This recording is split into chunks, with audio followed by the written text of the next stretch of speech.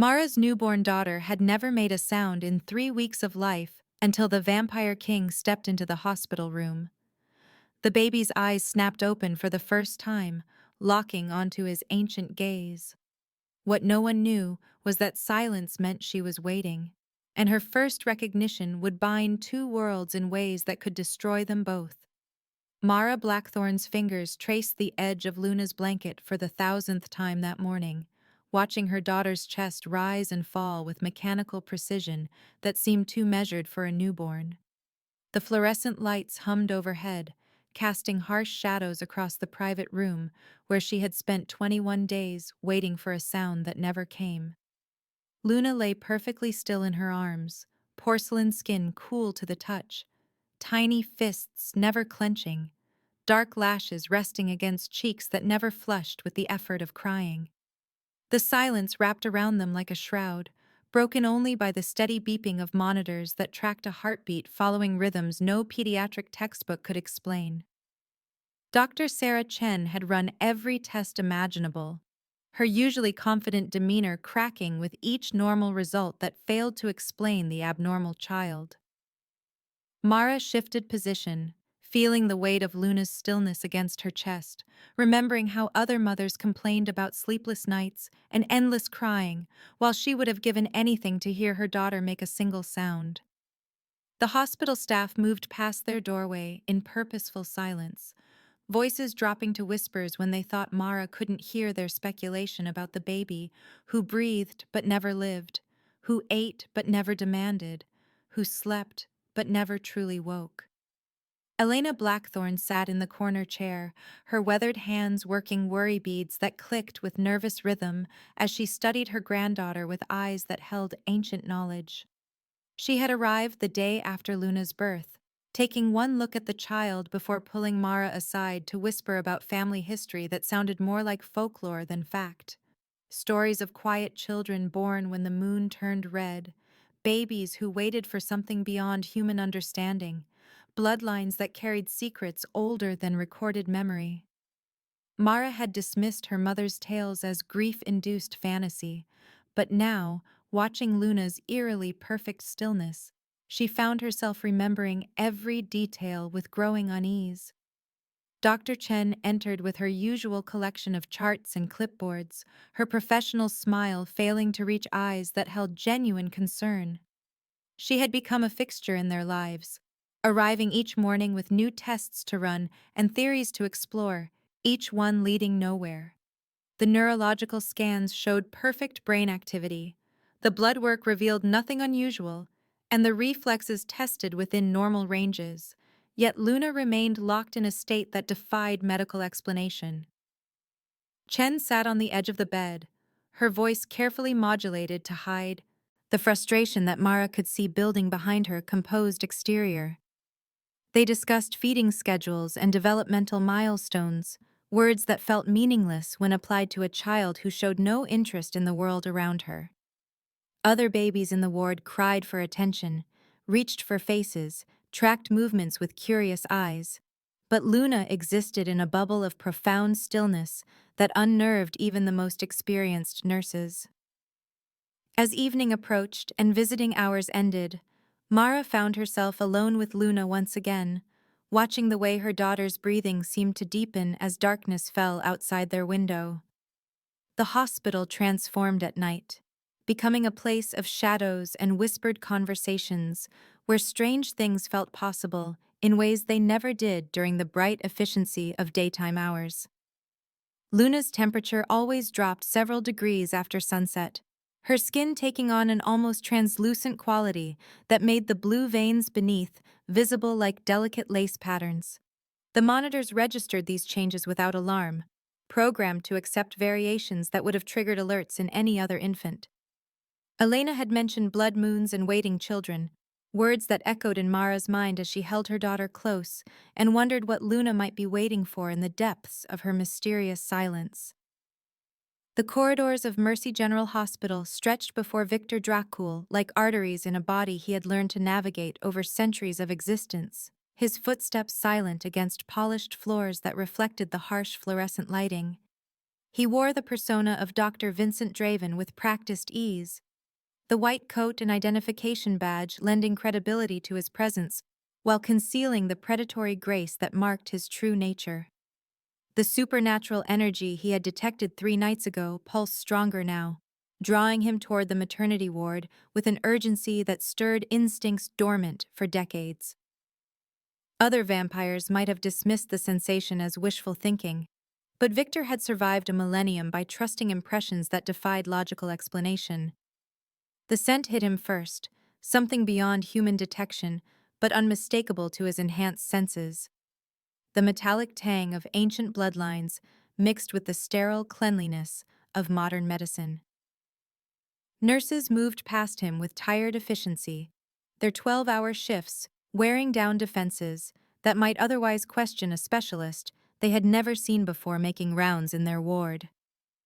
Victor had perfected the art of blending into human institutions, using glamour and suggestion to smooth his passage through bureaucratic obstacles that would have trapped lesser supernatural beings.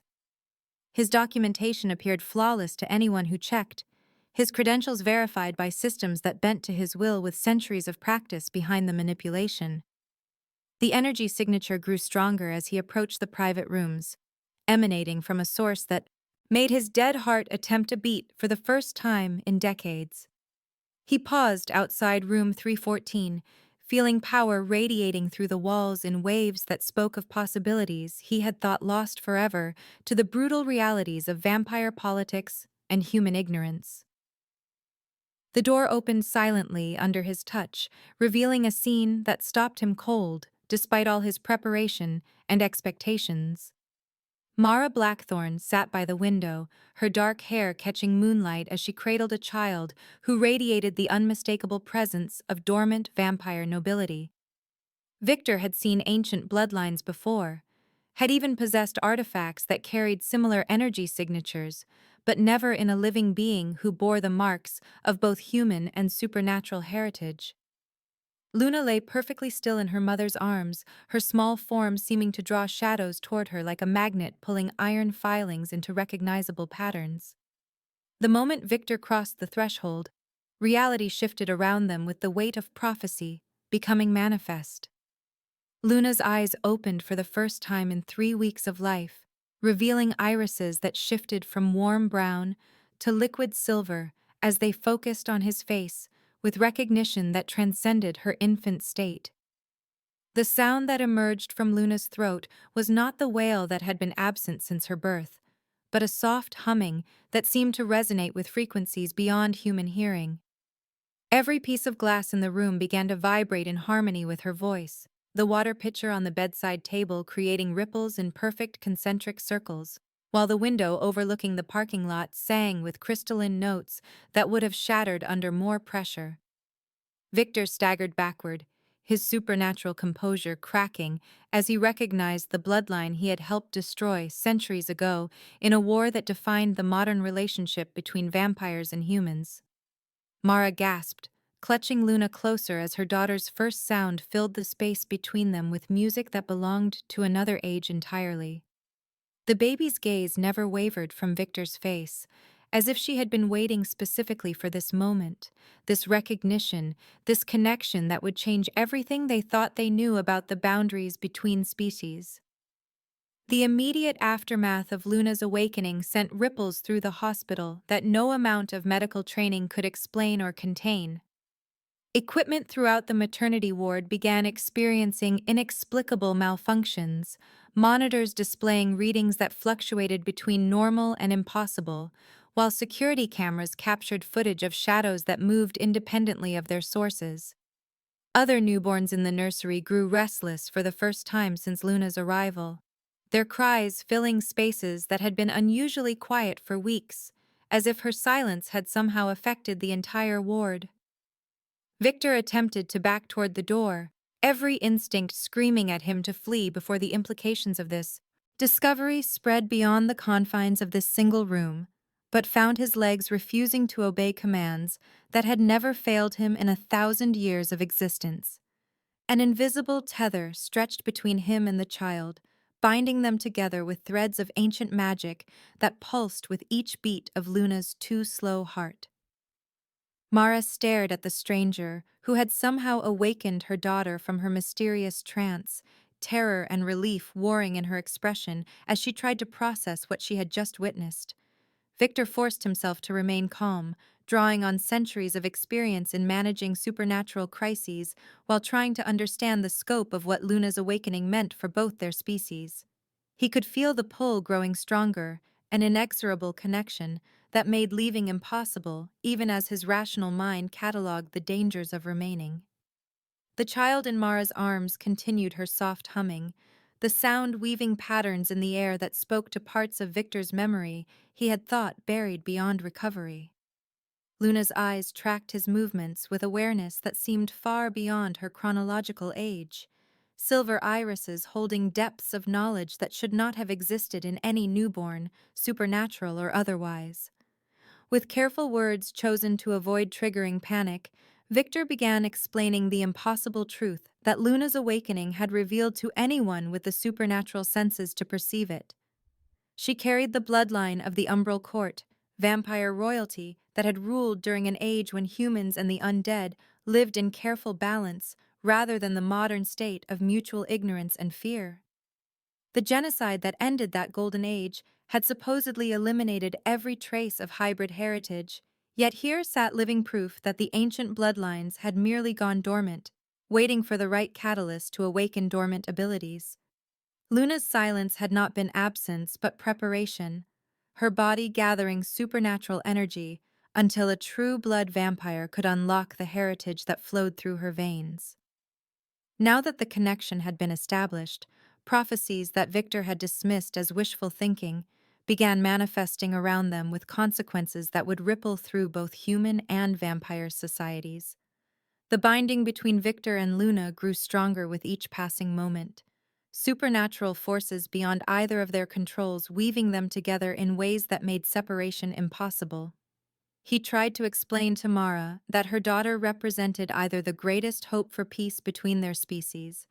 or the catalyst for a war that would make their historical conflicts seem like minor disagreements. Luna's hybrid nature gave her the potential to bridge worlds that had been separated by centuries of mistrust and violence, but that same power could just as easily destroy both sides if not properly guided and protected. As Luna's humming gradually faded to contented silence, her eyes slowly closing as if the effort of awakening had exhausted reserves, she would need time to rebuild. Victor realized that his lonely existence as Vampire King had just become infinitely more complicated and infinitely more dangerous than anything he had faced in a millennium of supernatural politics and ancient grudges. And now's the time to stop and subscribe to our channel. If you enjoyed this video, don't forget to like it and drop a comment telling us where you're watching from. It's always amazing to see how far these tales travel across the world. Now let's continue. Victor's voice carried the weight of centuries as he began unraveling the truth that would shatter everything Mara thought she knew about her family's history. His words measured and careful as he watched her face for signs that the revelations might break her fragile grip on a reality already twisted beyond recognition. The hospital room seemed to shrink around them as he spoke of times when vampires walked openly among humans, not as predators hiding in shadows, but as partners in a delicate balance that had sustained both species for generations uncounted. Seraphina Blackthorn had been more than just Mara's ancestor. She had been an oracle whose visions guided both human and vampire rulers through the treacherous politics of the medieval world, her gifts allowing her to see paths through conflicts that would have destroyed lesser civilizations. Victor's great-uncle Alaric had fallen in love with Seraphina, despite laws that forbade such unions, their passion creating something unprecedented in the supernatural world. Children who carried the best traits of both species, while being bound by the limitations of neither. The candlelit crypts beneath the ancient castle where Victor had spent his youth flickered in his memory as he described the golden age that followed Seraphina and Alaric's union, when hybrid children grew to adulthood with abilities that amazed even the eldest vampires and wisest human mages. These beings could walk in sunlight without burning, their vampire strength and speed undiminished by the deadly rays that confined their pure-blood cousins to darkness, while retaining human capacity for growth and change that made them natural diplomats between worlds that had known only suspicion and fear. They commanded respect from both living and undead, their presence at negotiations ensuring that agreements reached would be honored by all parties, their very existence proof that cooperation was not only possible but profitable for everyone involved. The scent of ancient parchment filled Victor's nostrils as he remembered studying the treaties and trade agreements that had flourished during those brief decades when hybrids served as bridges between human kingdoms and vampire courts, their unique nature making them trusted by all and feared by none.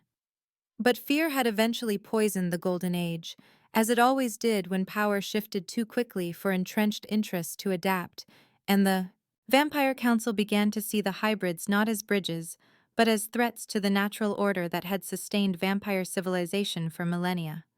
Countess Elisara Vex, even then ambitious and ruthless despite her relative youth, had whispered poison into the ears of elder vampires who remembered when humans were prey rather than partners, convincing them that hybrid children would eventually replace pure-blood vampires entirely if allowed to continue breeding and growing in power. The weight of silver chains had pressed against Victor's wrists as he was forced to watch the systematic hunting of every hybrid child, their unique abilities making them easy to track but difficult to kill, each death diminishing the hope for lasting peace between species that had taken centuries to build. Seraphina herself had been the final target, her execution a message that even the most beloved oracle could not protect those who dared to bridge the gap between human and vampire worlds, her screams echoing through the castle dungeons where Victor had been chained to prevent his interference. One child had escaped the genocide, a daughter barely old enough to walk, who had been spirited away by human allies, who understood that her death would end any hope of future reconciliation between their peoples, and Victor had spent centuries believing that this single survivor had died childless and alone, the hybrid bloodline extinct forever. The dormant genes had passed through generations of Blackthorn descendants, hidden so deeply that even the most sensitive supernatural beings could not detect them, waiting for the precise combination of circumstances that would allow them to manifest once again in a child born under the blood moon that marked the anniversary of Seraphina's death. Luna represented not just the return of the hybrid bloodline, but the potential fulfillment of prophecies that spoke of a child who would either unite the warring species or destroy them both. Her very existence, a challenge to the carefully maintained balance of power that had kept vampires and humans separated for 6 centuries. Mara's hands trembled as she absorbed the implications of Victor's revelations, her mind struggling to process the idea that her quiet daughter carried the genetic legacy of beings who had once shaped the fate of 2 worlds, the weight of that responsibility pressing down on her shoulders like a mountain of expectations she was utterly unprepared to bear. The hospital room felt suddenly fragile around them, a bubble of modern medicine and sterile safety that could be popped by forces beyond anything she had ever imagined. And she found herself looking at Luna with new eyes that saw not just her beloved child, but the living embodiment of hopes and fears that had driven supernatural politics for longer than human civilization had existed. Victor's presence beside her no longer felt like an intrusion, but like a lifeline to a world she was only beginning to understand. His ancient knowledge the only thing standing between her daughter and the same fate that had befallen Seraphina's other children centuries ago. Word of Luna's awakening spread through supernatural networks with the speed that only truly significant events could achieve, carried by vampires who had felt the psychic disturbance of her first cry, and confirmed by mystics who had long watched for signs that the ancient prophecies might finally be fulfilled. In a conference room deep beneath the streets of Prague, where the Vampire Council had maintained its headquarters since fleeing the New World's revolutionary wars, Countess Elisara Vex studied reports that made her aristocratic features harden with the cold fury of someone whose carefully laid plans were being threatened by circumstances beyond her control. The polished obsidian table reflected the faces of council members who had survived centuries by eliminating threats before they could fully manifest, their expressions ranging from curiosity to outright terror as they debated what response the hybrid child's existence demanded from their ancient institution. Elisara's voice cut through their discussions like a blade through silk, her words carrying the authority of someone who had orchestrated the original genocide and would not hesitate to repeat it if necessary to preserve vampire supremacy over the supernatural world. The sterile corridors of a government facility hidden beneath the mountains of Colorado buzzed with similar activity as Agent Marcus Thorne studied satellite imagery and energy readings that defied every scientific explanation his team could provide, his weathered face showing no emotion despite the recognition that burned in his eyes as he identified his supposedly dead sister in the hospital surveillance footage. Marcus had faked his death 5 years ago to escape a vampire attack that had killed their parents and left him with scars both physical and psychological. His recruitment into a covert paranormal division, providing the resources and training he needed to wage war against the creatures he blamed for destroying his family. The high-tech bunker around him hummed with equipment designed to detect and neutralize supernatural threats. Every screen and sensor array focused on the energy signature that had erupted from Mercy General Hospital, like a beacon calling to every supernatural being within a 1,000-mile radius. Both factions saw Luna as either a weapon to be controlled or a threat to be eliminated, their responses shaped by centuries of conflict that had taught them to view any significant change in the supernatural balance as a prelude to war. And neither side showed any interest in considering that a hybrid child might represent hope for peace rather than a catalyst for destruction. The Vampire Council's debate centered on whether Luna should be captured for study or killed immediately to prevent her powers from fully developing, while the human operatives planned extraction scenarios that assumed her vampire nature made her inherently dangerous to civilian populations. Victor realized with growing alarm that both groups would soon converge on the hospital where Mara and Luna remained vulnerable, their protective instincts no match for forces that commanded resources and experience far beyond anything a single vampire could oppose, no matter how ancient or powerful he might be. The council chamber's ancient stones seemed to pulse with malevolent energy as Elisara outlined her strategy for dealing with the hybrid threat, her voice never rising above a cultured whisper that somehow carried more menace than the loudest roar of rage could have conveyed. She had survived the original purge by being more ruthless than her enemies and more paranoid than her allies, qualities that had served her well during the subsequent centuries of vampire politics, where weakness was death and sentiment was luxury only the truly powerful could afford. The other council members listened with the attention that self-preservation demanded, knowing that opposing Elisara's will was a form of suicide that even immortal beings rarely chose to embrace, her network of spies and assassins making disagreement a terminal condition for anyone foolish enough to voice it openly. Marcus studied the tactical displays that covered every surface of the operations center, his team of specialists preparing equipment that could theoretically contain or neutralize supernatural beings, while privately acknowledging that their previous encounters with vampires had ended in casualties that command preferred to classify as training accidents rather than mission failures. The government's paranormal division existed in a state of constant preparation for threats they only partially understood. Their technology advanced, but their actual combat experience limited to creatures far less powerful than the ancient beings that Luna's awakening had attracted to their attention. Marcus knew that his personal connection to the target complicated his objectivity, but his hatred for vampires ran deep enough to override any familial concerns that might interfere with his duty to protect humanity from supernatural threats that most people never knew existed. The assassins arrived at Mercy General Hospital disguised as night shift nursing staff, their forged credentials and carefully practiced mannerisms allowing them to blend seamlessly into the institutional hierarchy that governed modern medical facilities, while their supernatural abilities remained hidden beneath layers of human appearance that would have fooled anyone without Victor's ancient experience in detecting deception.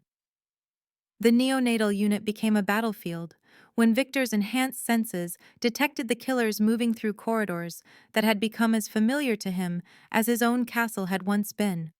his protective instincts overriding centuries of careful control as he realized that Luna and Mara were about to face the same fate that had claimed Serafina and her children so long ago. His supernatural speed allowed him to intercept the first assassin before the vampire could reach Luna's room, their collision sending both figures crashing through walls that crumbled like paper under the impact of their struggle, while other patients and staff scrambled for safety from violence that exceeded anything their emergency protocols had prepared them to handle. The battle that followed transformed the sterile medical environment into a war zone where furniture became weapons and medical equipment exploded in showers of sparks that illuminated combatants moving with inhuman grace and deadly precision. Victor's experience and desperation, allowing him to hold his own against opponents who had been chosen specifically for their skill at eliminating supernatural targets. Blood splattered across pristine white walls as claws and fangs found their marks. The scent of spilled vitae mixing with the antiseptic smell of hospital disinfectant to create an odor that spoke of violence in places meant for healing, while Mara clutched Luna to her chest and tried to find shelter in a room that offered no protection from forces beyond human comprehension. Victor's defensive strategy focused on preventing the assassins from reaching the infant who represented either salvation or damnation for both their species, his ancient body absorbing damage that would have killed lesser beings, while dealing out punishment that reduced furniture to splinters and medical equipment to twisted metal.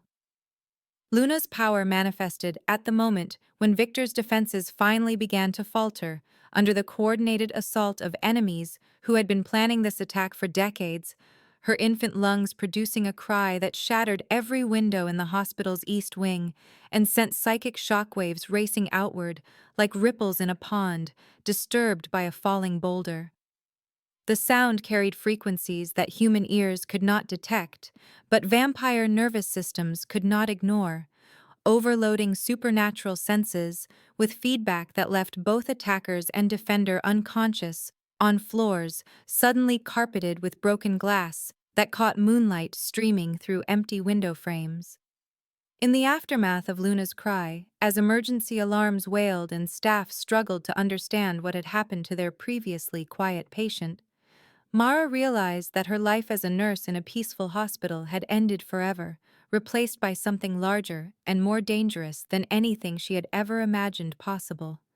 Victor recovered consciousness first, his ancient constitution allowing him to shake off the psychic assault that had incapacitated younger vampires, and he gathered Mara and Luna in arms that still trembled from the supernatural feedback, while explaining that they had perhaps minutes before more enemies arrived to finish what the assassins had started.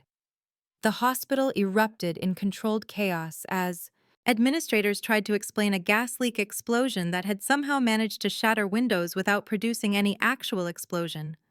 their cover story falling apart under the scrutiny of investigators who found evidence of violence that no gas leak could have produced, while Victor led his makeshift family through corridors filled with broken glass that sparkled like scattered diamonds in the emergency lighting that had replaced the shattered fluorescent fixtures throughout the damaged wing. The ancient tunnels beneath the city stretched endlessly before them, as Victor led Mara and Luna through passages that had been carved from living rock centuries before the modern metropolis above had even been conceived, the vampires' knowledge of these forgotten arteries proving invaluable as they fled the chaos erupting behind them at Mercy General Hospital.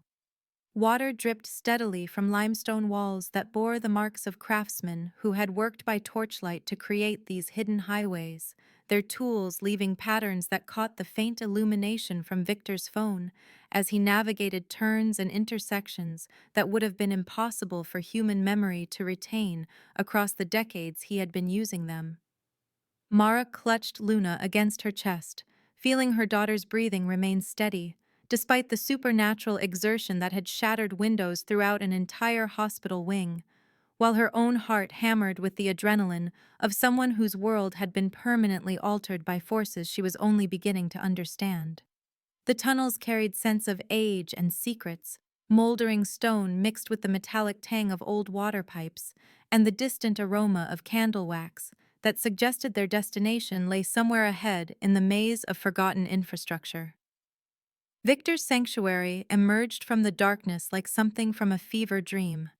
the abandoned Gothic cathedral rising from the tunnel system through a concealed entrance that opened into the building's ancient crypt, where stone effigies of long-dead nobles watched their passage with marble eyes that seemed to track movement in the flickering candlelight. The cathedral itself soared above them in magnificent decay,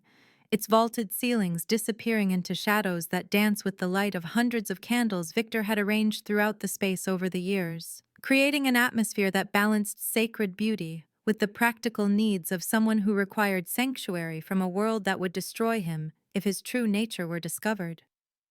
Stained glass windows filtered moonlight into pools of colored illumination that painted the worn stone floors with patterns of blue and gold and crimson,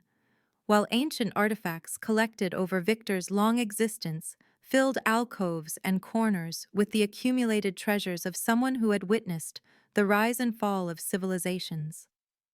Mara found herself overwhelmed by the transition from sterile hospital corridors to this space that breathed with the weight of centuries, her nursing training providing no context for caring for an infant whose supernatural nature was becoming more apparent with each passing hour.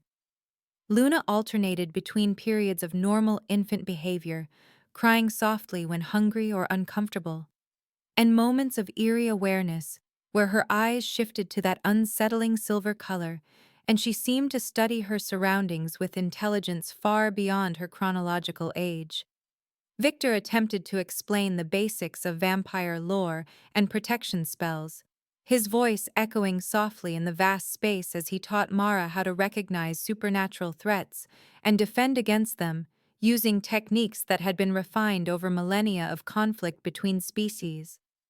The lessons proved challenging not only because of their supernatural complexity, but also due to the growing attraction that sparked between teacher and student whenever their hands touched during demonstrations of protective gestures,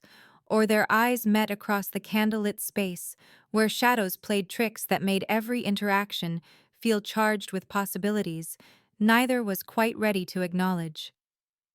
The cathedral's atmosphere seemed to soothe Luna in ways that the hospital's clinical environment never had, her tiny form relaxing into peaceful sleep against the stone floors worn smooth by countless generations of worshippers whose feet had traced paths between altar and nave, confessional and chapel, in rituals that had sanctified this space long before Victor claimed it as his refuge. Victor explained that the building's consecrated nature provided natural protection against certain types of supernatural attack, while its abandoned status meant they could remain hidden from both vampire politics and human surveillance as long as they maintained the careful balance between visibility and secrecy that had kept him alive through centuries of conflict. He showed Mara how to light the candles in patterns that would strengthen the cathedral's protective properties, how to prepare the simple foods that Luna would need as she grew, and how to recognize the signs that would indicate whether her daughter's hybrid nature was developing in ways that might threaten her safety or the safety of those around her.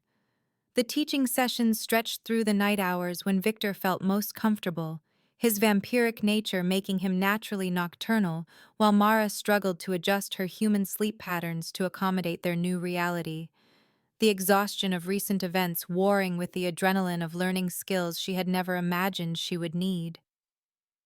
Victor's proximity during their lessons filled the air between them with tension that had nothing to do with supernatural threats and everything to do with the way candlelight played across his ancient features,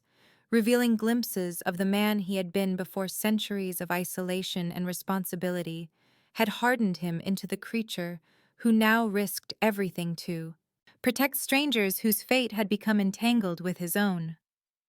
Mara found herself studying the way his hands moved when he demonstrated protective gestures, the graceful economy of motion that spoke of deadly skill wielded with careful restraint, while Victor discovered that teaching someone to survive in his world required a level of trust and intimacy he had not experienced since the Golden Age, when vampires and humans had worked together rather than merely coexisting in ignorance. Luna's responses to the cathedral environment suggested that some part of her recognized her heritage in ways that transcended conscious memory, her infant awareness somehow connecting with the spiritual energy that permeated stone walls, blessed by centuries of prayer and sanctified by the devotion of believers who had never known that their sacred space would one day shelter the very beings their mythology had taught them to fear. Victor watched the child's reactions with growing wonder, seeing in her peaceful acceptance of their refuge the possibility that hybrid nature might bridge not only the gap between human and vampire, but also the divide between sacred and profane that had complicated supernatural existence since the earliest conflicts between faith and darkness. The stained glass windows cast patterns of colored light that seemed to dance in response to Luna's presence, as if the very building acknowledged her unique nature and welcomed her as a child of both worlds whose existence validated the hope that reconciliation might be possible between species that had known only conflict for far too long. Agent Marcus Thorne's advanced detection equipment painted the cathedral district in electronic signatures that revealed supernatural activity concentrated in patterns no natural phenomenon could explain. The readings from his specialized sensors growing stronger as his team moved through streets where modern buildings stood alongside structures that predated the city's official founding by decades or even centuries. Marcus studied the data streaming across his tactical display with the focused intensity of someone whose personal vendetta had been refined by years of government training and resources that most vampire hunters could never access. His hatred for the creatures that had destroyed his family, now backed by technology that could track supernatural beings through the electromagnetic signatures their unnatural metabolisms produced.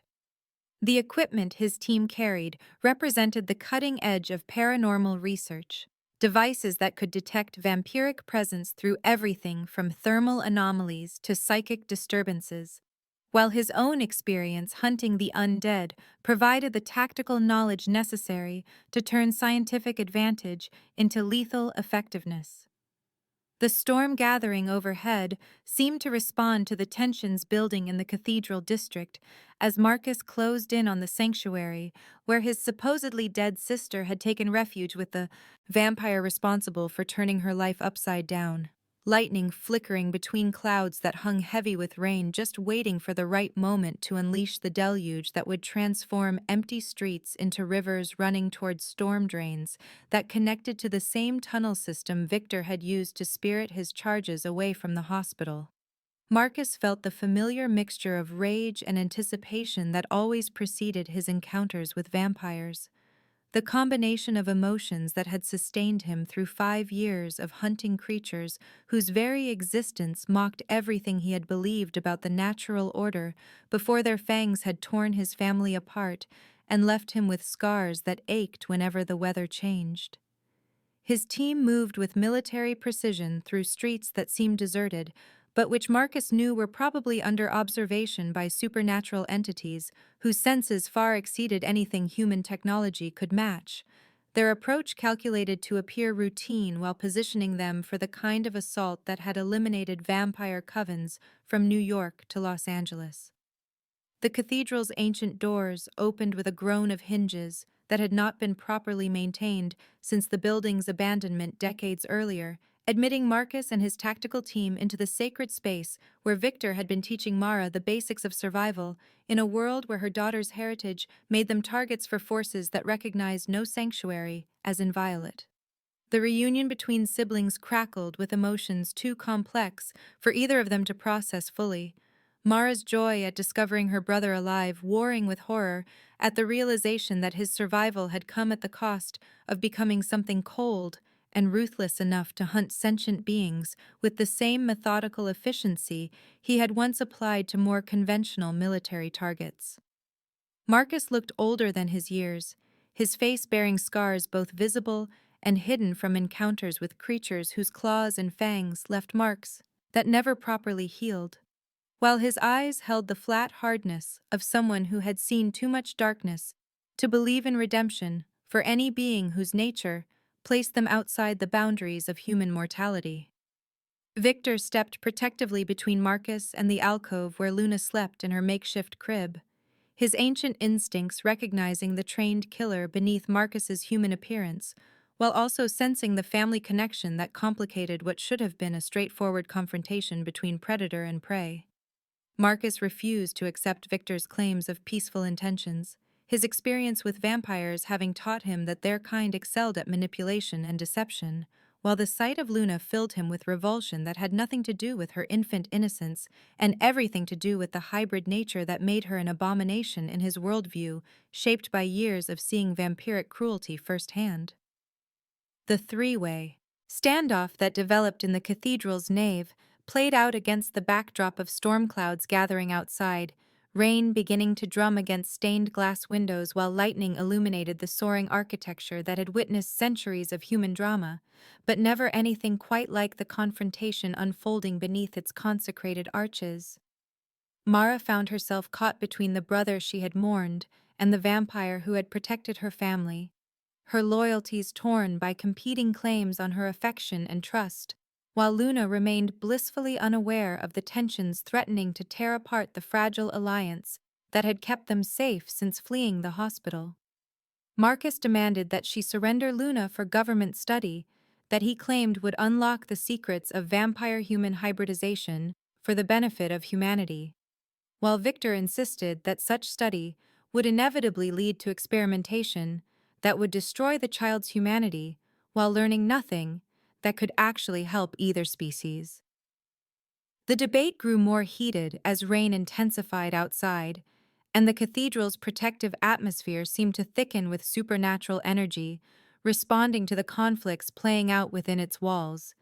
Each participant convinced that their position represented the only hope for preventing catastrophe, while simultaneously creating the conditions that might trigger the very disaster they sought to avoid. The temperature in the cathedral dropped precipitously as Countess Elisara arrived with a war party that materialized from shadows that had seemed empty moments before. Her presence announced by the way candlelight flickered and dimmed, as if supernatural darkness were actively consuming the illumination that had made the space feel safe and sacred.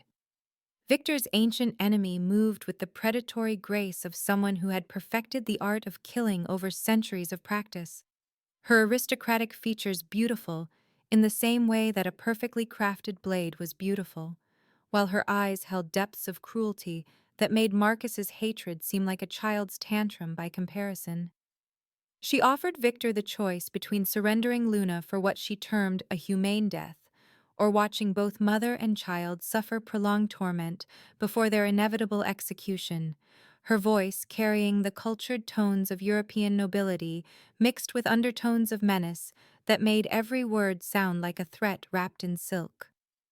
The battle that erupted when Victor rejected her ultimatum transformed the cathedral from sanctuary to battleground, centuries of accumulated artifacts and furniture exploding into splinters and fragments as supernatural forces collided with violence that exceeded anything the ancient building had witnessed during its long existence. Marcus found his hatred for vampires complicated by the realization that Elisara's cruelty extended to innocent humans, his tactical training overriding personal prejudices as he began targeting council members who threatened Mara while she tried to protect Luna from the chaos erupting around them. Victor fought with desperate fury against opponents whose combined experience matched his own. His supernatural abilities pushed to their limits as he attempted to defend not just his own existence, but the future that Luna represented for both species, while stone pillars cracked under impacts that would have leveled modern buildings. Luna's power manifested at the moment when the battle seemed lost, her infant voice producing a sonic boom that brought down sections of the cathedral's ancient roof, while her psychic scream reverberated through dimensions that most beings never perceived. The combination of physical and supernatural force, creating devastation that left all combatants stunned and bleeding among the rubble of centuries-old masonry. In the aftermath, as dust motes danced in shafts of moonlight streaming through gaps where the roof had been, Elisara gathered her surviving followers and retreated with promises that this confrontation was merely the opening move in a war that would not end until every trace of hybrid bloodline had been erased from existence. The trio of unlikely allies barely escaped through tunnels that had partially collapsed under the assault, Victor severely wounded but still functional, while Marcus grudgingly accepted that their survival depended on cooperation that transcended his personal hatred for the undead, and Mara carrying Luna through passages that led away from the ruined cathedral toward an uncertain future, where the only certainty was that nowhere would be safe for long. The ancient map spread across Victor's makeshift desk revealed coastlines that had changed little since medieval cartographers first traced their boundaries with instruments that measured both physical distance and supernatural resonance, their faded ink marking locations where the boundaries between worlds grew thin enough for beings like Madame Zelda to establish sanctuaries that existed partially outside normal reality. Victor's finger traced the route that would take them through abandoned towns and fog-shrouded highways toward a lighthouse that appeared on no modern navigation system, but which had guided supernatural travelers for centuries. Its beacon powered not by electricity, but by crystalline formations that amplified and focused the psychic energies that flowed like invisible rivers through the landscape. Mara held Luna against her chest as they prepared for the journey, feeling her daughter's weight increase with each passing day as the hybrid child's accelerated development began manifesting in ways that defied every pediatric textbook ever written, while Marcus checked weapons and equipment with the methodical precision of someone whose survival had always depended on being prepared for encounters that most humans would dismiss as impossible nightmares. The drive through countryside that seemed frozen in perpetual twilight took them past settlements where streetlights flickered with irregular rhythms that suggested electrical systems struggling against influences that had nothing to do with power grids or municipal infrastructure, while shadows moved independently of the objects that should have cast them, creating an atmosphere of wrongness that made even Marcus grip his weapons more tightly, despite his extensive experience with supernatural phenomena. Victor navigated roads that appeared and disappeared according to rules that owed more to ancient geography than modern engineering, his vampiric senses guiding them through a landscape where reality bent around locations of power that had been sacred long before humans learned to build permanent structures. Luna remained unusually alert during the journey, her silver eyes tracking movements that the adults couldn't perceive, while her tiny hands reached toward windows where fog swirled in patterns that seemed almost deliberately designed to conceal or reveal depending on the observer's nature and intentions. The lighthouse emerged from coastal mist like something from a fairy tale, written by someone who understood that the most powerful magic often wore the disguise of mundane utility, its whitewashed tower rising from rocky promontory, where waves crashed with the endless rhythm of tides that had beaten against these shores since before recorded history began. Madame Zelda appeared at the lighthouse door before their vehicle had fully stopped, her ancient face streaming with tears of joy as she recognized something in Luna that transcended the child's physical appearance and spoke directly to bloodlines that had been dormant for longer than most civilizations had existed.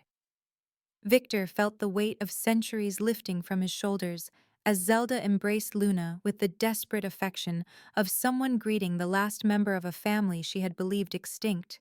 while Mara experienced the strange relief of watching her daughter receive recognition from someone who understood her nature without fear or revulsion. The lighthouse interior defied architectural logic, with rooms that seemed larger than the building's external dimensions could accommodate. Their walls lined with crystals that caught and refracted both natural light and supernatural energies into patterns that painted the air itself with colors that existed nowhere in the normal spectrum. Zelda moved through these spaces with the fluid grace of someone who had spent centuries learning to work with forces that most beings could barely perceive, her every gesture causing the crystals to pulse with responses that created a symphony of light and energy that spoke to parts of Luna's consciousness that were only beginning to awaken to their true potential. Victor found himself remembering fragments of the Golden Age when such places had been common rather than hidden refuges, while Marcus struggled to process an environment where his technological sensors registered reading that his scientific training insisted were impossible. Zelda's explanation of Luna's significance unfolded like a revelation that recontextualized everything they thought they understood about the child's nature and destiny, her words carrying the weight of prophecies that had been preserved through oral tradition by descendants of Seraphina, who had spent generations preparing for this moment when the hybrid bloodline would manifest once again in a child capable of bridging worlds that had grown so far apart that most beings from either side could no longer imagine peaceful coexistence. Luna represented not just the return of abilities that had been lost during the genocide centuries ago, but the potential fulfillment of predictions that spoke of a choice between healing and destruction, unity and annihilation, that would determine the fate of both human and vampire civilizations for generations to come. The lighthouse crystals seemed to pulse in harmony with Zelda's words, their resonance creating harmonics that filled the space with energy that felt simultaneously ancient and newly born, while Luna responded to the vibrations with contentment that suggested she recognized something familiar in their frequency. Under Zelda's patient guidance, Mara began developing the psychic connection with her daughter that their shared bloodline made possible, learning to perceive the thoughts and emotions that flickered through Luna's rapidly developing consciousness like lights reflected in deep water. The training sessions required Mara to unlearn everything she thought she knew about the boundaries between individual minds, accepting that her relationship with Luna transcended normal parent-child bonds and entered territory where their thoughts could merge and separate with fluid ease that would have been terrifying if it hadn't felt so completely natural. Victor found himself relearning defensive techniques he had neglected during centuries of relying primarily on physical prowess and political maneuvering, his ancient mind struggling to recapture magical skills that had atrophied from disuse while adapting them to threats that were evolving far more rapidly than traditional vampire society could accommodate. Marcus watched these developments with the conflicted emotions of someone whose worldview was being systematically dismantled by evidence that contradicted everything his training and experience had taught him about vampire nature and supernatural threats. He observed Victor's genuine affection for Mara and protective instincts toward Luna, with growing confusion that challenged assumptions about vampiric psychology that had sustained his hatred for years, while witnessing the obvious care that both Victor and Zelda showed for the child's welfare, despite their supernatural natures that should have made them natural predators rather than guardians. The lighthouse became a crucible where former enemies learned to work together not because they had resolved their fundamental differences, but because Luna's safety required cooperation that transcended personal prejudices and historical grievances. Luna's development accelerated beyond anything that medical science would have considered possible, her physical growth keeping pace with cognitive advancement that allowed her to begin walking at an age when most infants were still learning to hold their heads steady, while her eyes shifted through color spectrums that reflected her emotional states with chromatic precision that revealed her inner life to anyone who knew how to interpret the signals. Her supernatural senses manifested as an uncanny ability to detect other supernatural beings long before they came within range of normal perception. her infant awareness, somehow processing information about the nature and intentions of creatures that approached their refuge with accuracy that impressed even Zelda's centuries of experience. The training sessions that filled their days left visible marks on the lighthouse itself. Meditation circles drawn in salt that sparkled with residual energy long after the rituals ended. Protective wards that cast shadows like frozen starlight across ancient stone walls, and combat practice areas where scorch marks testified to the power that Luna was learning to control rather than simply unleash. The sound of waves crashing against the rocks below provided constant accompaniment to their activities, the ocean's primal rhythm serving as a reminder of forces that existed beyond supernatural politics and human ambition, while the lighthouse beacon continued its ancient function of guiding travelers through treacherous waters, both literal and metaphorical. Victor found unexpected peace in the routine of training and study, his vampiric nature adapting to daylight hours spent learning alongside humans who no longer feared him as a monster, but accepted him as a necessary ally in protecting something precious beyond individual survival. Zelda's presence anchored their makeshift community with wisdom that came from having survived the original genocide and maintained hope through centuries of exile, her knowledge providing context for Luna's abilities that transformed potentially terrifying manifestations of power into signs of healthy development according to standards that applied to no other being in recorded history. The attack came without the careful planning that had characterized previous council operations, announced instead by the chaotic hunger of young vampires who had learned about Luna through supernatural networks and decided that claiming her for themselves would elevate their status within vampire society, regardless of the consequences for anyone else involved in the situation. These newly turned bloodsuckers brought enthusiasm and ambition, but lacked the tactical discipline that made older vampires truly dangerous, their assault on the lighthouse resembling a feeding frenzy more than a military operation as they scrambled over rocks made slippery by spray from waves that crashed against the promontory with increasing violence, as if the ocean itself sensed the approaching conflict. Victor met their initial charge with centuries of combat experience, while Marcus provided covering fire with weapons designed to exploit vampiric vulnerabilities. But the attackers' numbers and reckless disregard for their own safety made them difficult opponents despite their lack of skill or coordination. Luna's response to the threat surprised everyone, including herself, as protective instincts that had been developing through weeks of training suddenly coalesced into conscious action that demonstrated her hybrid nature's potential for preservation rather than destruction. The barrier of pure energy that erupted around the lighthouse burned attacking vampires without harming the humans and allied vampire within its protection. The golden light that emanated from Luna's small form, serving as both shield and weapon, that responded to her will with precision that should have required years of study to achieve. Victor watched in amazement as the child he had sworn to protect instead protected him, her power flowing with instinctive understanding of how to neutralize threats without causing unnecessary suffering, while Mara felt through their psychic connection the effort that maintaining such control required from her daughter's still developing abilities. The battle's aftermath left the lighthouse scarred but intact, scorch marks on ancient stones testifying to forces that had been unleashed and carefully controlled rather than allowed to rage without restraint,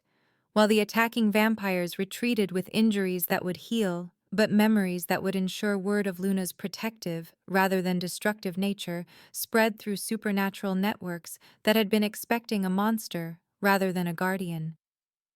Victor tended wounds that reminded him how vulnerable even immortal beings could be when facing opponents who combined desperation with superior numbers, while Mara comforted Luna through the exhaustion that followed her first conscious use of hybrid abilities that had performed exactly as their training had prepared her to channel them. Zelda observed the child's recovery with satisfaction that came from seeing prophecies fulfilled not through violence and destruction, but through acts of protection that suggested hope for a future where Luna's nature might bridge rather than widen the gap between species that had known only conflict for far too long. The realization that they couldn't remain hidden forever settled over their lighthouse sanctuary like fog rolling in from the ocean, carrying with it the understanding that Luna's development required more than defensive preparation and protective isolation if she were to fulfill her potential as something greater than just another powerful supernatural being whose existence threatened the status quo. Zelda's revelation of an ancient sanctuary where Luna could complete her maturation safely came with the sobering acknowledgement that reaching such a place would require confronting the full might of forces that had already demonstrated their willingness to destroy anything that challenged their control over supernatural society. While the journey itself would expose them to dangers that made their previous encounters seem like minor skirmishes, compared to the war that was building around a child whose very existence had become the focal point for conflicts that had been brewing for centuries before her birth. The mountain road to Valethorn wound through passes that had been carved from living rock by forces both natural and supernatural, each switchback revealing vistas that stretched toward horizons where ancient magic still lingered in the thin air that made every breath a conscious effort for those not adapted to such altitudes. Victor found his vampiric constitution struggling against the atmospheric pressure that seemed designed to test the resolve of any being seeking to reach the legendary citadel, his normally effortless movement becoming labored as they climbed higher into regions where the boundary between earth and sky blurred into crystalline clarity that hurt to contemplate directly. Marcus battled altitude sickness that no amount of military training had prepared him to endure, his enhanced human physiology proving inadequate against environmental conditions that challenged even supernatural beings, while Mara clutched Luna closer and worried about the effects such extreme elevation might have on her daughter's rapidly developing hybrid nature. The vehicle they had acquired in the last settlement below the tree line groaned with mechanical protest as its engine fought against air too thin to provide proper combustion, forcing them to abandon motorized transport in favor of a hiking trail that existed more as legend than mapped reality. The path itself seemed to shift and change according to rules that defied cartographic logic, ancient waymarkers appearing and disappearing based on the intentions and worthiness of those who sought passage to the citadel that had once served as a beacon of cooperation between species now locked in eternal conflict. Luna remained remarkably stable throughout the ascent, her hybrid physiology adapting to conditions that stressed her companions, while her silver eyes tracked movements among the peaks that suggested they were being watched by entities whose nature remained tantalizingly unclear. Victor's knowledge of the route came from memories that predated the Citadel's abandonment. His recollections of the Golden Age when Valethorn had been a thriving metropolis, filtering through centuries of guilt and regret that colored every landmark they passed, with associations both beautiful and tragic. The air grew colder as they climbed, carrying scents of snow and pine, mixed with something indefinably ancient, that spoke of magic woven so deeply into the landscape that it had become part of the very stones beneath their feet. Valethorn revealed itself gradually through morning mist that clung to mountain peaks like the breath of sleeping giants, the citadel's massive walls emerging from cloud cover with the majesty of something that belonged more to myth than physical reality, yet undeniably solid beneath hands that touched stone blocks fitted together with precision that modern engineering could barely match. The gates stood open in eternal invitation, their bronze surfaces green with patina, but unmarked by the decay that should have claimed any structure abandoned for centuries, while beyond the entrance lay streets that wound between buildings whose architecture blended human practicality with vampiric aesthetics in ways that created harmony instead of the jarring contrasts that marked most attempts at cross-species collaboration. Gardens had grown wild in the centuries since the citadel's abandonment, but their wildness followed patterns that suggested deliberate design rather than random neglect. flowering vines climbing walls according to plans that created beauty from apparent chaos, while fountains continued running with crystal clear water that defied any explanation based on normal hydraulic principles. The moment they crossed the threshold into Velthorn proper, each member of their group felt the weight of ancient magic settling around them, like invisible chains that bound them to the citadel's fate, while simultaneously offering protection against external threats that would have overwhelmed any purely physical defense. Victor recognized the sensation from his youth when he had visited the citadel during its golden age. The binding magic that ensured no one could enter with hostile intent, while preventing anyone from leaving until they had fulfilled whatever purpose had drawn them to this sanctuary between worlds. Mara experienced the binding as a gentle but implacable pressure that made the idea of departure feel not forbidden, but simply irrelevant, as if the citadel itself was convincing her that everything she needed could be found within its walls, while everything she feared existed only in the world beyond its protective embrace. Marcus fought against the mental influence with training that had been specifically designed to resist supernatural manipulation, but found his resistance crumbling against magic that worked through invitation rather than compulsion, offering partnership instead of demanding submission. Luna responded to Veilthorn with the delight of someone coming home after a long journey through foreign lands, her infant awareness somehow recognizing the citadel as the place where her heritage had first taken root in the form of hybrid children who had once run through these same streets without fear of persecution or misunderstanding.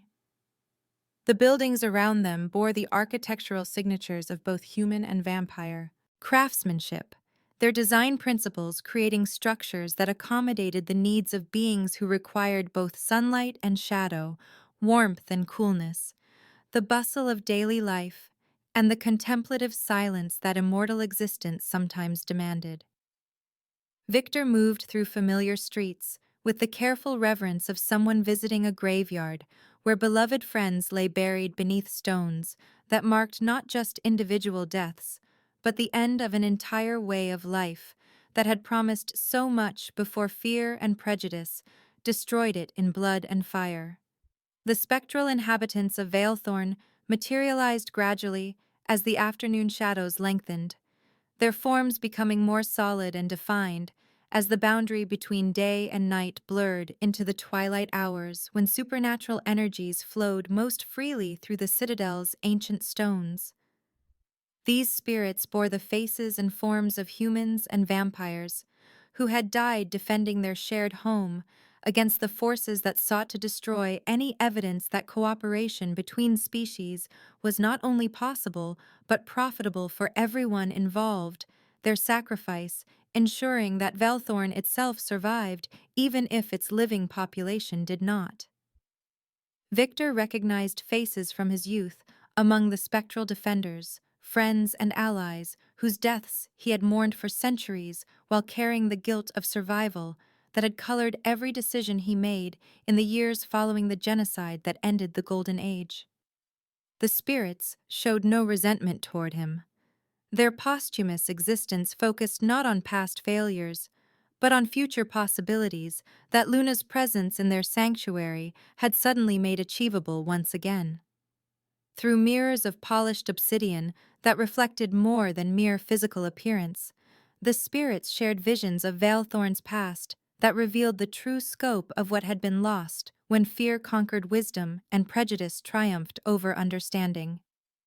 Luna watched these historical panoramas with the intense focus of someone whose heritage was being unveiled for the first time, her hybrid nature allowing her to perceive details and nuances that would have been lost on purely human or vampire observers. The visions showed hybrid children playing in gardens that bloomed with impossible beauty, their laughter echoing through streets where human merchants traded peacefully with vampire artisans, while scholars from both species collaborated on projects that advanced knowledge beyond what either group could have achieved alone. Mara saw in these images a glimpse of the future that Luna might help create, a world where her daughter's unique nature would be celebrated rather than feared, while Marcus witnessed evidence that challenged everything he had believed about vampire-human relations. The spirits served as both guardians and teachers, their accumulated wisdom providing guidance that helped Luna understand the full scope of her heritage while offering protection against the psychic attacks that were already beginning to probe the Citadel's defenses as Elisara's forces gathered in the valleys below. Victor found himself confronting aspects of his own past that he had tried to forget, the spirits forcing him to acknowledge his role in perpetuating the cycle of hatred that had kept the species apart for centuries after the genocide ended any hope of immediate reconciliation. Through their patient instruction, he began to understand that redemption was possible not through dwelling on past failures, but through commitment to ensuring that Luna's generation would have opportunities that had been denied to the hybrid children who died in the original purge. The siege of Veilthorn began with supernatural warfare that made their previous encounters seem like minor skirmishes in comparison to the full assault that Elisara had marshaled against the citadel that represented everything she sought to prevent from returning to the world. Her army combined traditional vampire forces with werewolf mercenaries whose loyalty had been purchased with promises of territory and hunting rights, while corrupted humans served as expendable shock troops whose minds had been twisted by supernatural influence until they viewed their own species as enemies to be eliminated, rather than allies to be protected. Shadow creatures that existed primarily in dimensions adjacent to normal reality scaled the citadel walls with liquid grace that defied both gravity and geometry,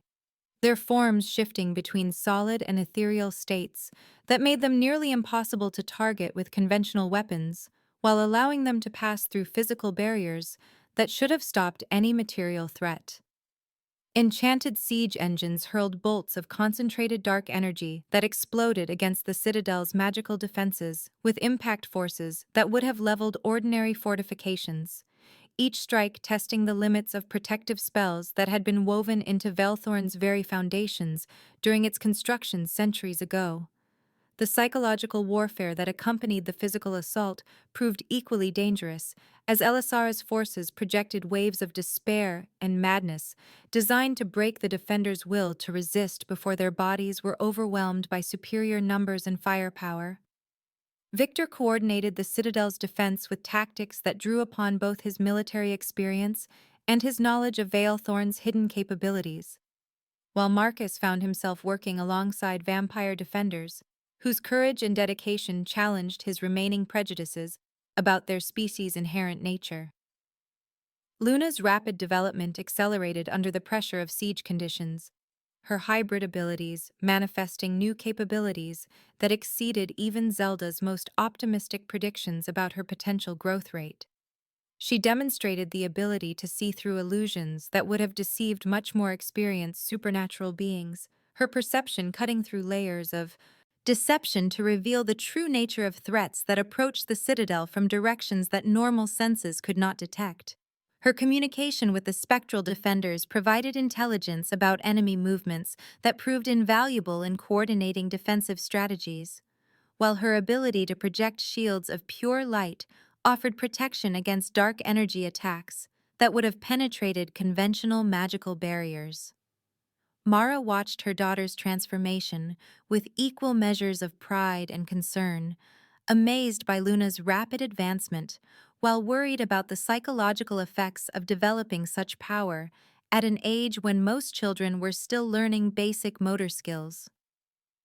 The first day of siege ended with Veilthorn's outer defenses breached, but its inner sanctum still secure behind layers of protection that combined ancient magic with the desperate determination of defenders who understood that defeat meant not just their own destruction, but the end of any hope for reconciliation between species that had been enemies for far too long. Victor surveyed damage that would have been catastrophic for any ordinary fortification while calculating how long their remaining defenses could withstand assault from forces that seemed to grow stronger rather than weaker, despite the casualties they had suffered during their initial attacks. The spectral defenders reported that Elisara was preparing new tactics for the next phase of her campaign. Her centuries of experience in siege warfare, providing her with knowledge of vulnerabilities that even Veilthorn's builders might not have anticipated when they designed protections against threats that seemed adequate for their own era, but which were being tested by enemies whose capabilities had evolved over the intervening centuries. Luna slept peacefully in the Citadel's central chamber, despite the ongoing bombardment, her infant dreams filled with visions that the spirits shared of possible futures where her nature served as a bridge rather than a barrier between worlds that had forgotten how to coexist, while her guardians prepared for battles that would determine whether those visions remained fantasies or became foundations for a new golden age built on understanding rather than fear, cooperation rather than conquest, and hope rather than the hatred that had defined supernatural politics since the day the first hybrid child died, screaming in the flames of genocide that still burned in the memories of all who had survived to witness Luna's arrival in a world desperate for redemption. The transformation that overtook Luna during the siege's second night defied every understanding of natural development that even supernatural beings possessed, her infant form aging rapidly into that of a young child while retaining the innocent wonder and pure perspective that had characterized her earliest days of life. Victor watched in amazement as her features refined themselves into those of a girl who appeared perhaps 5 years old, despite having been born mere months ago, her silver eyes gaining depth and intelligence that suggested wisdom far beyond her apparent age, while her physical capabilities expanded to match powers that were manifesting with breathtaking speed and complexity. The aging process seemed to follow rules that prioritized function over time, granting Luna the physical and mental development necessary to consciously control abilities that had previously operated purely through instinct, while preserving the essential innocence that made her powers forces of healing rather than destruction. Her newly awakened abilities revealed themselves through acts of compassion that transformed the Citadel's desperate defense into something approaching hope.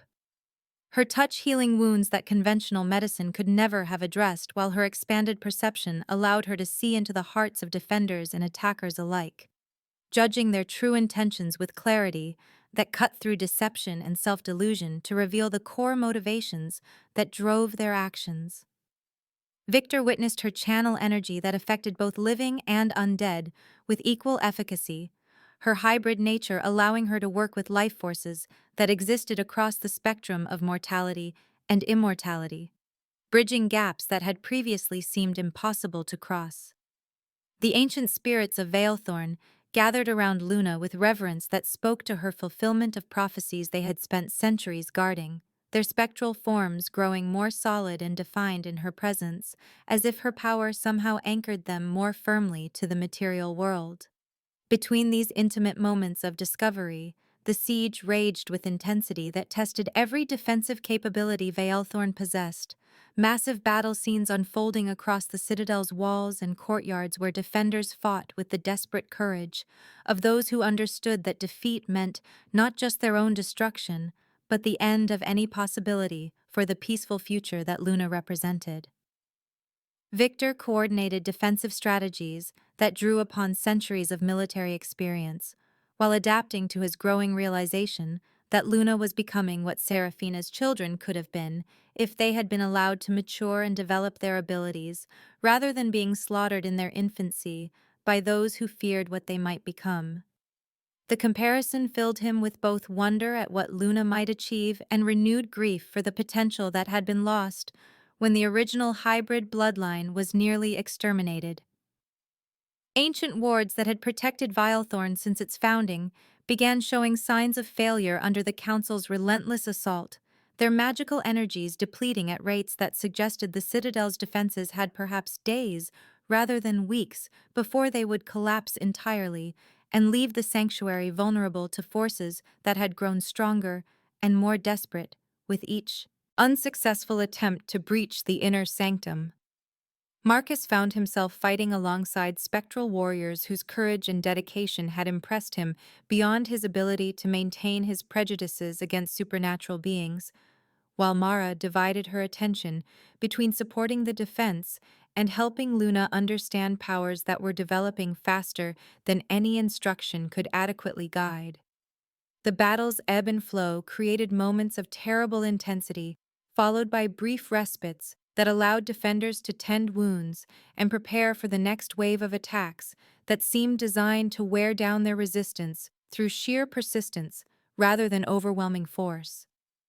Elisara's penetration of the inner sanctum came not through brute force, but through treachery that exploited the very compassion that made Valthorn a sanctuary rather than merely a fortress. Her centuries of experience in psychological manipulation, allowing her to possess one of the defending spirits and use its trusted status to bypass magical defenses that had been designed to repel external threats rather than internal betrayal. The possessed spirit moved through the citadel's heart with access that no physical infiltrator could have achieved, its spectral nature allowing passage through barriers that would have stopped any material form, while its apparent loyalty prevented other defenders from recognizing the danger until Elisara had already reached the chamber where Seraphina once held court, and where her tomb now stood as a monument to what had been lost when fear triumphed over wisdom. The confrontation between Victor and Elisara in Seraphina's memorial chamber became deeply personal, as centuries of unspoken history erupted into accusations and revelations that transformed their conflict from a battle over Luna's fate into a reckoning with shared guilt over the genocide that had destroyed their world and driven them apart, despite bonds that had once seemed unbreakable. Elisara's revelation that they had been lovers before Victor's guilt over his failure to prevent the slaughter drove him into exile added layers of tragedy to their opposition. Her belief that killing Luna would free them both from the burden of past failures, revealing the depth of her own pain while demonstrating how differently they had processed the trauma of witnessing an entire way of life destroyed by hatred and fear. The chamber around them seemed to pulse with memories of better times when Seraphina's wisdom had guided both species toward cooperation that benefited everyone involved. The preserved artifacts of human-vampire collaboration serving as silent witnesses to what they had all lost when paradise collapsed into genocide. Victor fought with skills honed by centuries of combat experience while struggling against emotional turmoil that made every exchange of blows a reminder of what they had shared before the world changed and forced them into opposition. His vampiric strength and speed, matched against Elisara's equally formidable abilities in a duel that would have been magnificent to witness if the stakes had been anything less than the future of supernatural civilization. Their battle ranged across the memorial chamber with destructive force that cracked ancient stones and sent priceless relics crashing to the floor. Each combatant seeking advantages that their intimate knowledge of the other's fighting style made difficult to achieve, while around them the sounds of Marcus and Mara fighting against the Countess's remaining forces provided a backdrop of desperate violence that reminded them both how much depended on the outcome of their personal conflict. The climactic moment arrived when Victor's strength finally failed under the accumulated damage of prolonged combat, leaving him wounded and vulnerable, while Elisara held a blade to Luna's throat with hands that trembled not from weakness, but from the magnitude of the choice she was about to make. Her final bargain offered Victor a return to the old order, where vampire supremacy would be rebuilt on foundations of fear and domination rather than cooperation. The price being his abandonment of Luna and everything the child represented in terms of hope for a different future than the endless cycle of violence that had defined supernatural politics since the genocide ended any possibility of immediate reconciliation between species that had once lived in harmony. Luna's understanding of the choice being made for her transcended her apparent age and spoke to wisdom that seemed to flow from her hybrid nature rather than from experience she had not yet had time to accumulate, her response revealing depths of compassion and strategic thinking that surprised even those who had watched her rapid development with amazement. Instead of waiting passively for rescue or attempting to escape through displays of power that might have harmed innocent defenders, she chose to use her abilities not as weapons, but as instruments of revelation, channeling her unique perspective to show Elisara visions of what the world could become if fear was replaced by understanding and the cycle of violence finally broken through conscious choice rather than exhausted stalemate. The vision that Luna projected into Elisara's consciousness revealed futures where vampires and humans worked together on projects that advanced both civilizations beyond what either could achieve alone, where hybrid children played in gardens without fear of persecution, while their parents collaborated on solving problems that had plagued both species for centuries, where the wisdom that Serafina had tried to establish became the foundation for lasting peace that honored the needs and contributions of all supernatural beings, rather than privileging one group at the expense of others. The beauty of these possible futures overwhelmed Elisara with recognition of what had been lost, not through inevitable conflict, but through choices made in fear and maintained through stubborn refusal to consider alternatives that required trust instead of domination. In the moment of redemption that followed her exposure to Luna's vision of possibility, Elisara faced the full weight of her own role in perpetuating cycles of hatred that had prevented healing and reconciliation for far longer than was necessary. Her recognition of the damage she had caused and continued to cause through her insistence on maintaining old patterns of supremacy and revenge, creating an opportunity for transformation that required courage equal to any physical battle she had ever fought. The choice to release Luna and turn the blade on herself represented not surrender, but victory over the part of her nature that had chosen destruction over creation, hatred over love, and fear over the hope that Luna embodied simply by existing as proof that cooperation between species was not only possible, but could produce something greater than either could achieve separately. Elisara's final act broke the siege not through violence, but through the power of example, her willingness to end her own role in perpetuating hatred rather than destroy hope for the future, sending shockwaves through the attacking forces that had followed her leadership without fully understanding the depths of her obsession with preventing any return to the golden age that had ended in genocide. Victor watched his former lover choose redemption over revenge with emotions too complex for words, her sacrifice creating space for the very future she had tried to prevent, while freeing him from guilt that had shaped every decision he had made since the day he failed to save the first generation of hybrid children from those who feared what they represented. Luna stood in the aftermath of Elisara's choice with understanding that transcended her apparent years, her hybrid nature allowing her to perceive the significance of what had occurred, while her innocent perspective maintained hope that such moments of transformation could become more common as the world learned to see cooperation as strength rather than weakness, difference as opportunity rather than threat, and the future as something to be created through conscious choice rather than something to be endured as the inevitable result of past failures and present fears. With Elisara's death breaking the siege and scattering her forces like leaves before a hurricane, the surviving members of the council found themselves facing a choice that would define not only their own futures, but the trajectory of supernatural civilization for generations to come. Their decision between continuing the old ways of supremacy and fear, or accepting Luna as a living symbol of what cooperation between species might achieve, carrying implications that extended far beyond the immediate political ramifications of their ancient enemies' dramatic transformation and sacrifice. Valthorn bore the scars of battle across its ancient walls and courtyards, but the citadel's essential structure remained intact, while something more significant had changed in the aftermath of Elisara's final act of redemption, the spirits of its former inhabitants finally finding the peace that had eluded them for centuries, as their purpose in protecting and preserving hope for reconciliation was fulfilled through Luna's survival, and the demonstration that even the most committed opponents of change could choose transformation when confronted with visions of what the world could become.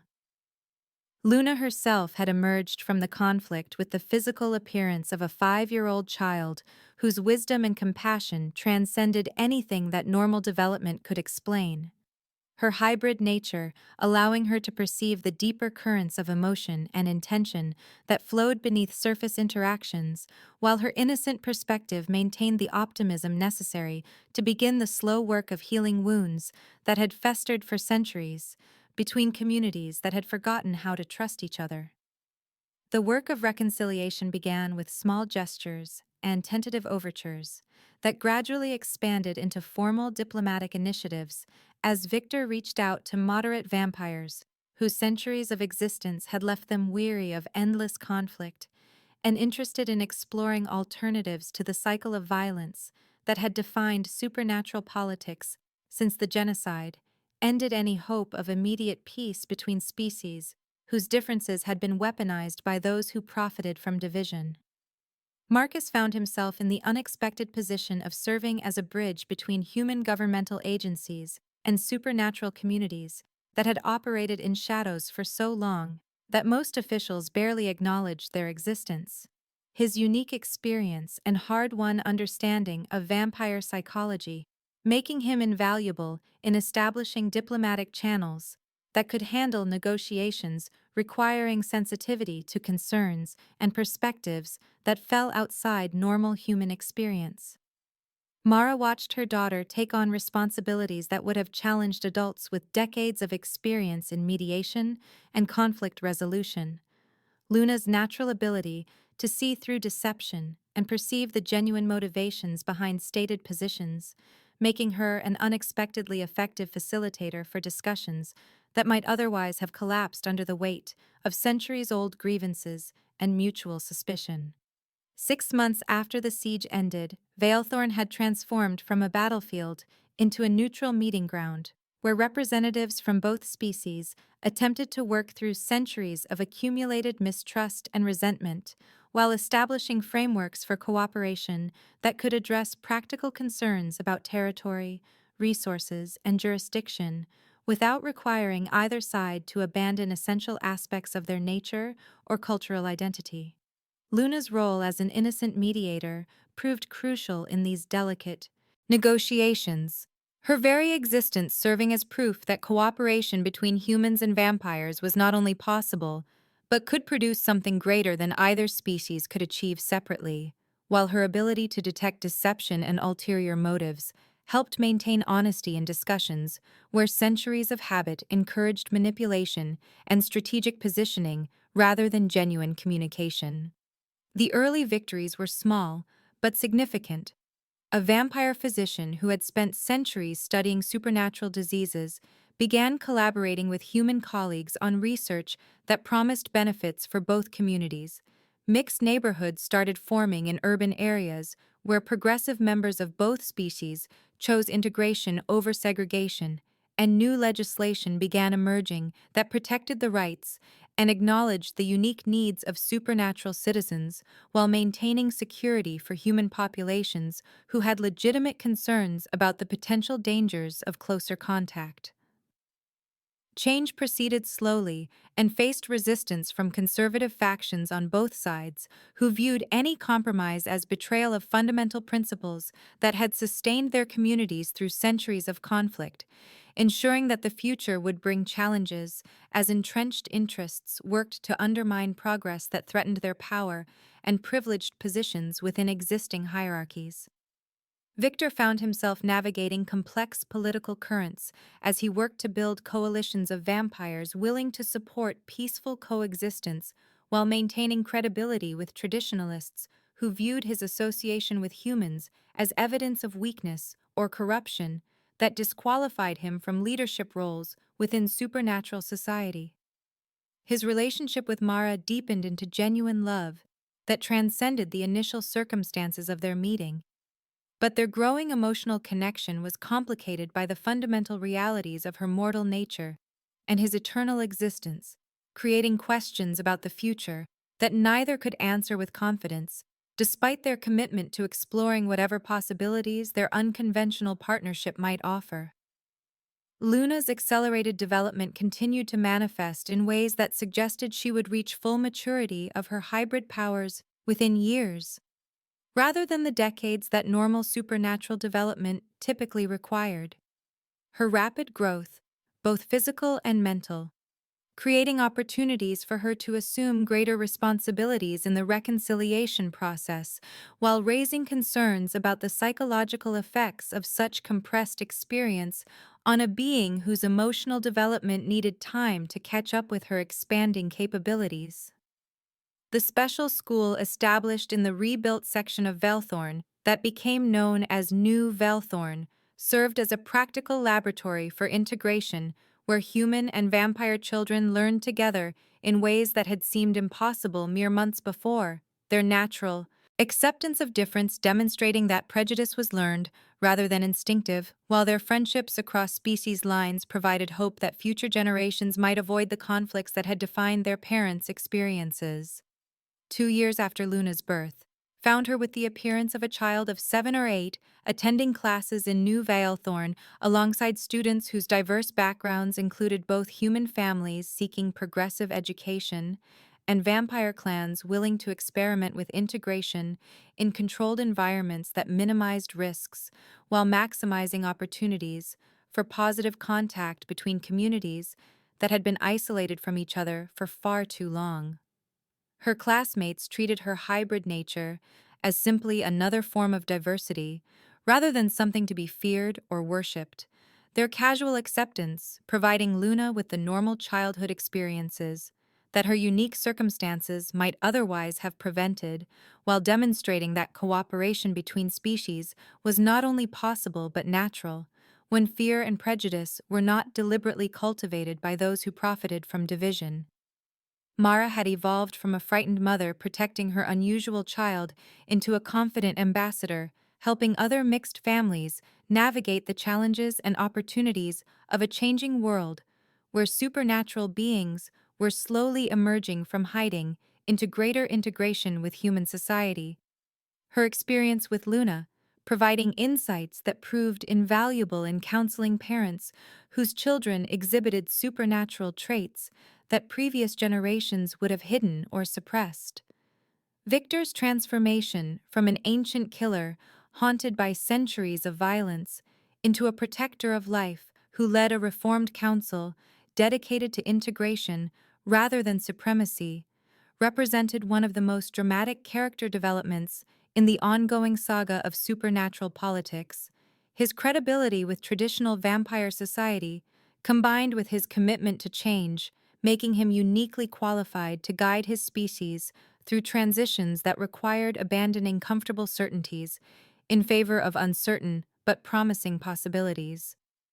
Marcus directed a joint human-vampire security force that approached supernatural crimes with understanding, rather than the prejudice and fear that had characterized previous law enforcement responses to incidents involving beings whose nature and capabilities fell outside normal human experience. His team's success in reducing both supernatural violence and human victimization, demonstrating that cooperation could produce practical benefits that served everyone's interests, while challenging assumptions about the inevitability of conflict between species with different needs and perspectives.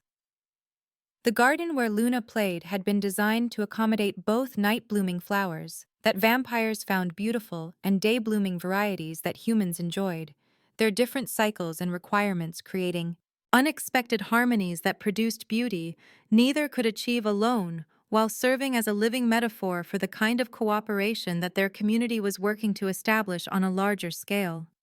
The sound of Luna's laughter no longer shattered windows, as her control over her hybrid abilities had developed to the point where she could express joy without causing unintended damage,